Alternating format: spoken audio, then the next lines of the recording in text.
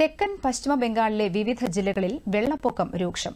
ഇതേ തുടർന്ന് ബംഗാൾ ഝാർഖണ്ഡ് അതിർത്തി 3 ദിവസത്തേക്ക് അടയ്ക്കാൻ ഉത്തരവിട്ട പശ്ചിമ ബംഗാൾ മുഖ്യമന്ത്രി മമതാ ബാനർജി.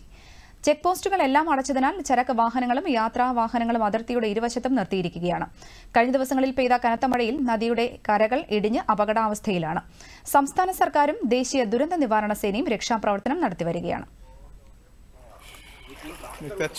আমরা এখন হাঁটছি পিচ রাস্তায়। এইসব রাস্তায় আমরা বাইক নিয়ে উড়ে যাই। এখন আমরা হাঁটছি হেঁটে হেঁটে, আর এখন আমাদের বাইকের জায়গায় উঠছে জল, ভাসছে।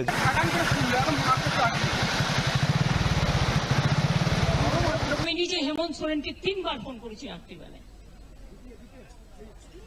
এবং আরে আমাকে আমারটা করতে দাও না, 3 বার ফোন করে আমি রিকোয়েস্ট করেছি। ওরা ছেড়েছে তেনুঘাট পঞ্চায়েত থেকে, আর ডিবিসি ছেড়েছে সবচেয়ে বেশি। এখন জল ছাড়ার পরিমাণ